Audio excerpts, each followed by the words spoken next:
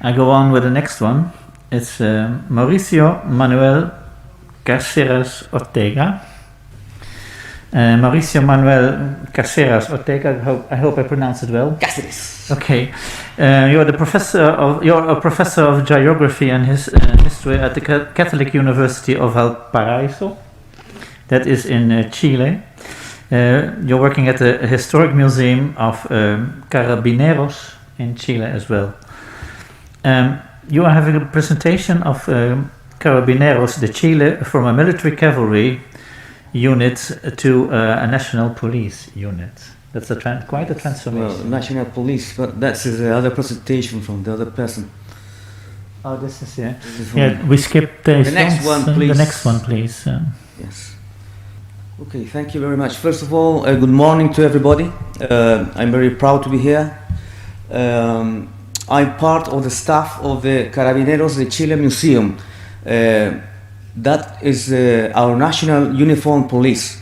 And what does that to do with the army or the military is what I'm going to try to expose here. First of all, the Carabineros Museum is part of a department that depends from the education direction in Carabineros de Chile. And we have a museum and a cultural center with our mission, like all the museums: rescue, conserve, investigate, expose, and spread the historical heritage of the police function. We are the Carabineros Museum, but what we have in our collection means about the history of the police function in our country. Where is Chile? Perhaps not many of you know where we are. I come from South America. We suppose that we're the longest country in the world, 4,200 kilometers long, and we are in the southwest of South America. There's our neighbors, Argentina, Bolivia, and Peru. I wanted to show you this map to make you understand that our territory was very not looks like today. We were part of the Spanish Empire. Remember the conquerors that arrived to America, Cortés in Mexico, Balboa, Panama, and in our case Francisco Pizarro, who arrived to Peru, and from Peru, Pedro de Valdivia is our conqueror. And he established in Chile in 1541. That's how it looks like, and it was called the Chilean Kingdom because we were part of the Spanish Empire. That other map shows you how was our territory at the end of the Spanish era. We divide our history in many periods. In that period we have the conquest, when the Spanish arrived, 1541 to 1600, and then from that year 1600 until 1810 is what we call the colony. In those times we are part of the Spanish Empire. 1810 because that's when it starts the revolution that takes us to the independence. I show you this map so you can see how is our country today. On the right side we are divided administrative way in 17 regions. That's how we are today. And on the other side, for you can see that we have different landscapes. We have a chain of mountains that's called the Los Andes Cordillera, with desert in the north, very central valley for farming, and in the south many islands and fjords with weathers with snow. So it's very extremely our territory in what we mentioned about the climate. Well, when the Spaniards arrived, like I told you in the 16th century, they founded cities. Mainly the first one was Santiago, our capital, 1541, and to keep the order, they brought some of their institutions, the Middle Age institutions. The first one was the Alguacil Mayor, if we translate that, is a sheriff. He was the first police functionary we had in our country. And he worked mainly, his task was mainly administer administrate the justice, mainly in the city. And this was in Santiago, and the sheriff also were expanding to the other cities once they were being founded. And in the countryside, we have this other institution called the Brotherhood Mayors, in Spanish, Alcaldes de la Hermandad. And this institution was created by the Queen Elizabeth here in Spain in about the 15th century. Like I told you, by this time, when we were part of the Spanish Empire and we were dependent from the king, the main institution that represented the king in these colonies was the governor, and the governor needed a protection. That's why about 1758 was created this institution that called Dragón de la Reina, that means Queen's Dragon. This was a military company that was on charge to protect the governor and the main buildings, like the municipality, the royal audience, that's and the governor's palace, and also protect the streets by the day. And there were dragons because this is a military unit that can be mounted infantry, so they can do these two tasks, like infantry and like cavalry. And other institution created in these times was the night watchman. In Spanish we call them celador nocturno or sereno. They were the night watchmen to protect the city by the night. This kind of institutions appeared in the main cities in Chile, and they depended from the cabildo. That's what the municipalities, yeah? That was the name given by the Spanish. Like I told you, in 1810 started our process of independence, that finally, after a war of independence, Chile declared its independence in 1818. And from that moment came a very problematic times, trying to make a constitution and try to be a republic. That finally established in 1830. And from 1831 further, we are now a democratic republic. By those time in Chile, to keep the order at the cities, were created these police institutions that they all depended from the municipalities. That's very important to remark, because all these men that had this police function depended from the respective municipalities. Here we have some of them with different names: vigilant, police vigilant, or vigilante de policía, guardia municipal, municipal guard, and that's very important because it remarks from when they depend, the municipalities, and other institutions like the security police. All these institutions were working during this 19th century. In the south, during the Spanish, when we were part of the Spanish Empire, they could never enter a territory at the south of the river Biobío because they had to face the Mapuches, yeah, a very fighting warriors, natives. So just by the half of the 19th century, the Republic, the Chilean Republic, started to occupy these territories. There were colonies coming to stand in these places, and they started to settle farms and little towns and make ways, roads. But I also say that we compare this movement very similar as the conquer of the West, but here we were moving to the south and occupying these territories. The Indians, the cavalry, the colonies, and by 1881 to be more exact, now we have a very important city in the south called Temuco, and people living around.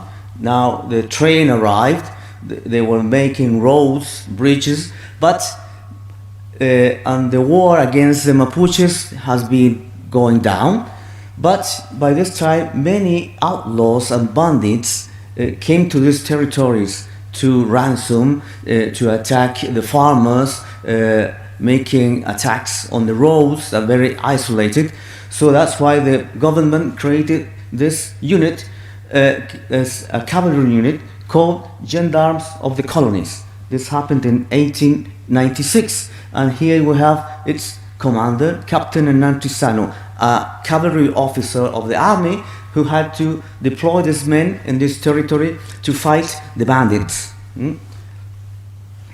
Meanwhile, in the cities, all these other institutions that depended from the municipalities always had problems with their budgets. There were never enough money to keep these men working.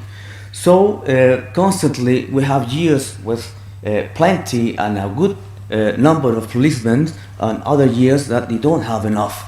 That's why finally in 1896 this law, the 344, established that from now the policemen, all these urban police that worked in the cities, now depend to the Interior Ministry and directly from the President of the Republic. That's why now they changed the name, because they are they depend from this from the government, from the state, and they also give the name of fiscal, the fisco. That's why it's the fiscal police. This is happening in the cities starting the 20th century. Meanwhile, in the countryside, in the other part of Chile, not in the south, in the center, around the big cities like Santiago, like Valparaíso, our important port, most important port, and other cities, the bandits were harassing the isolated roads on the countryside.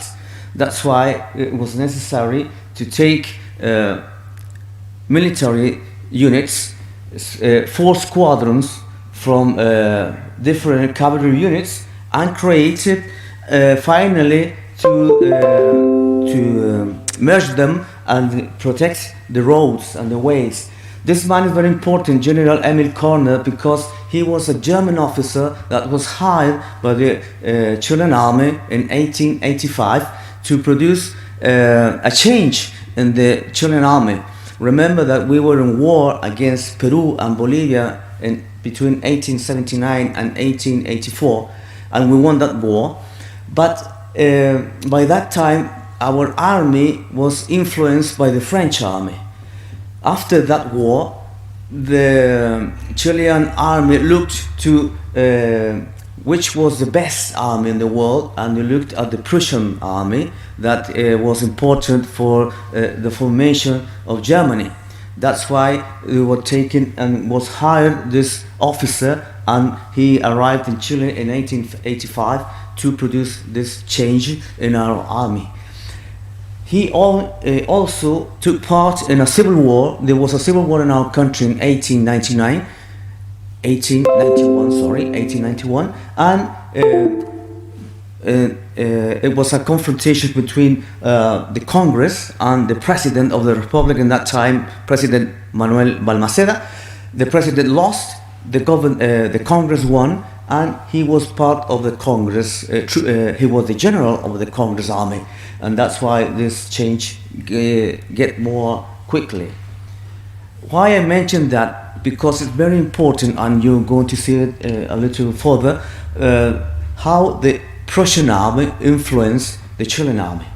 Well, in 1902, to protect this countryside of the center of Chile, was created a regiment, Gendarmes Regiment. And why gendarmes? Because we know that that is a military unit that has to protect or act as a police. This was his first commander, Major Manuel Antonio Vergara, and that's how these troopers look. The uniform is Prussian, if you can see it, and this unit has emblem, the Chilean, our national emblem. This Gendarmes Regiment has a double dependence from the War Ministry and from the Interior Ministry. Can you see the letters? It's not much, huh? They should have been black. Well, here is a new commander who replaced the Commander Vergara, and here is Commander Roberto Dávila Baeza, 1904. And it's important to remark that this cavalry unit has a police function. That's why it depends from the War Ministry and what means from its formation, its supplies, and for what the function they had to do, they depend from the Interior Ministry. Here we can see the War Ministry, Interior Ministry. What happened in 1906? This regiment is given more troops, and now we have 7 squadrons. So now it's not only a regiment; it comes to be a corps. So it's and by this year, 1906, it changed its name from Gendarmes Regiment, changed to Carabineros. Yeah, and here that's why it's the emblem, because we use the cross carabines. That's why we have the Carabineros Corps. Here appear some of the important facts. 1907, the dictation of the regulation for this, the service of Carabineros. What does this mean? That these soldiers have a police function. 1907, this group that was called the Gendarmes of the Colonies in the south part of our country are incorporated into the Carabineros Corps as the third group. 1908 is very important because it's created the Carabineros School. It was seen that all these men, being soldiers, needed to be prepared for a police function. That's why it's created the school. This school is today the school that prepares the Carabineros officers. 1914, it's created a railway regiment. By those times, the trains were attacked, and that's why it was necessary to protect them and protect the stations. 1919 is a law that fixes the endowment, the payment, and the pension for this unit. It's a corps, it's military, but it has a police function. 1922, a new regulation. In 1924, it's created a squadron to act as customs officers. So this corps is on charge of the function, the police function, in the territories that were more isolated, and protecting the railroads, the borders of the country, and the roads. I say that. Here I wanted to show some pictures how they looked like. You can see the Prussian influence in our army that stays until today. You can see the use of the Pickelhauben, and even with the condor, our national bird is the condor. They take the idea from the German Prussian cuirassiers. More Carabineers Corps, you can see them. High boots, cavalry, the carabiner, the carbine, sorry, and the Pickelhauben. Here we can see another unit, that the Tacna regiment. That's because after the war, Chile won part of the Peruvian territory, and this was Tacna. And even you can see the Carabineers using Chacot, German model of the light cavalry Germans. And on the other side, we can see using more modern caps, following perhaps a mix between British and German.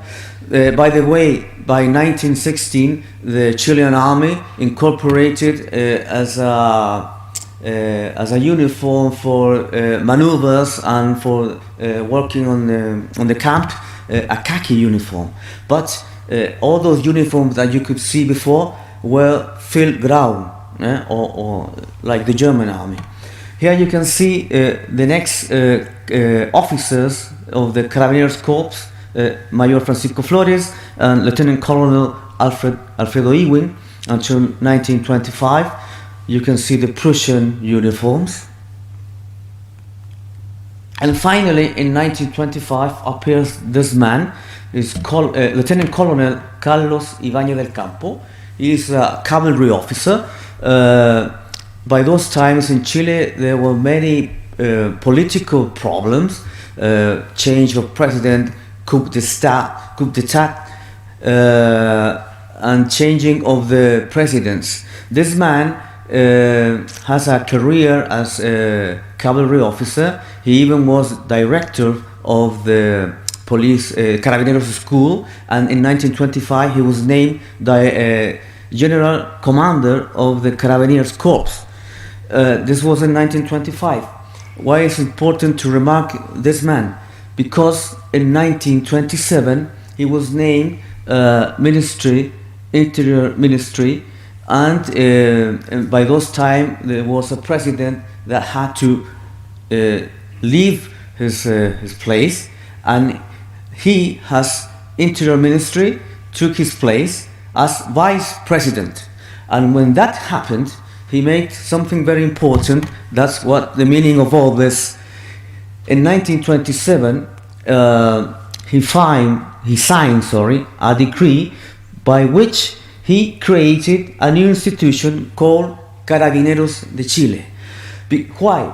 Because during his career, he was he was director of the Carabineros school. He was also named as prefect, high officer of fiscal police in Iquique, a northern city, and he knew how these two institutions were doing the same. One in the city, in the urban centers, the fiscal police, and Carabineros Corps in the countrysides and in the roads. There were two institutions that were doing the same. Why not have only one? That's why 1927, April 27, 1927 was signed a decree by which it's created this new institution called Carabineros de Chile. That is our national police. Here we can see some pictures that shows, you can see the Carabineros driving, and behind you can see fiscal police that now are working together. It was a process very complicated between 1927 to 1932 to merge these two institutions. You can imagine different ranks, different uniforms, different payments, so it was very complicated.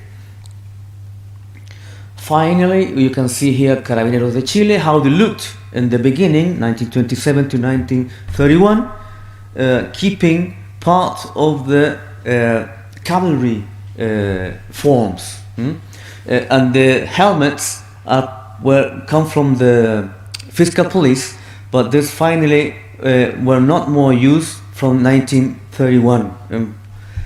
And this is like Carabineros looks today. You can see a modern institution that do all the police tasks in our country, but they are uniformed and they have a military formation in the schools, and the Carabineros school for the officers and the other schools that prepare the NCO. The formation has a military way. Finally, this is our museum.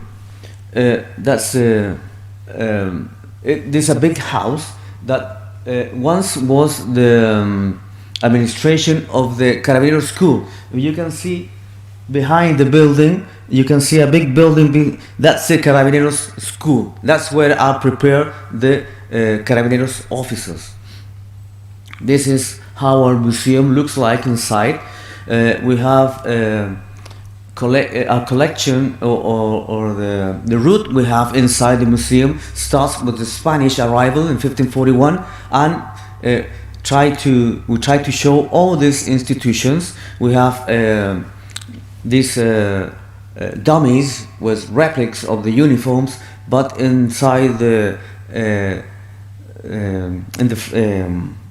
the showcases we have real objects that were used by these institutions.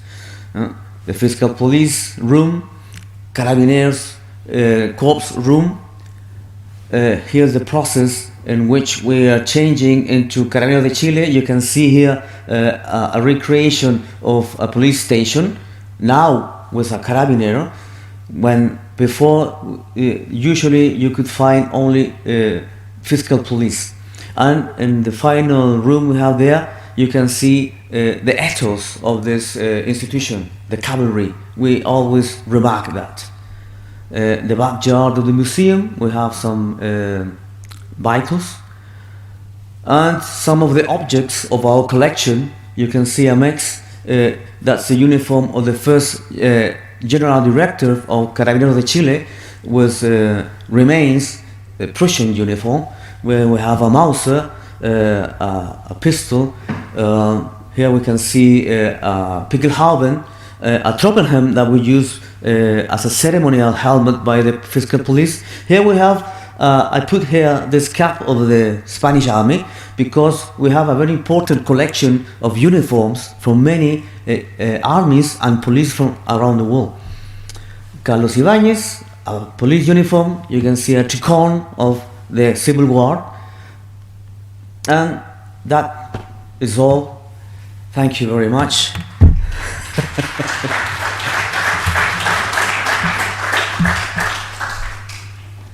Thank you, Okay. Mauricio. Is Thijs still here?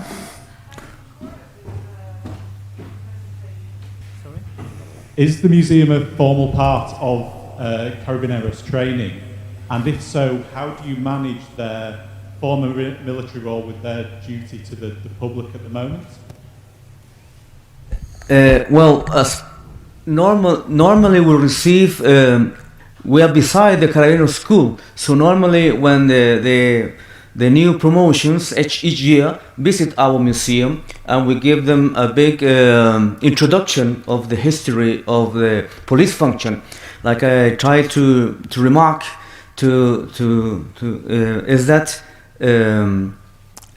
the history that the museum tries to show is the history of the police function in our country. That's why I had to mention the Spanish and the municipal guards, and then the fiscal police.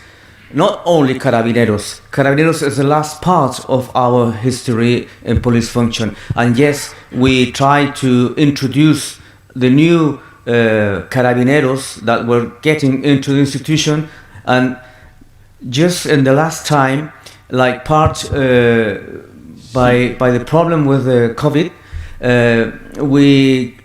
there was created a new virtual tour through the museum.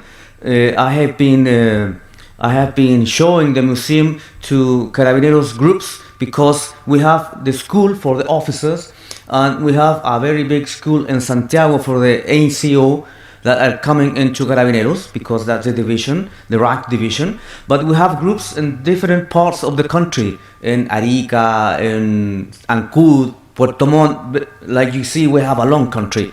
In different parts of this, in different cities, we have groups. And now I have been able to show the museum to the students, the new Carabineros, in this virtual way. So yes, it's important for us to introduce these new Carabineros to the history.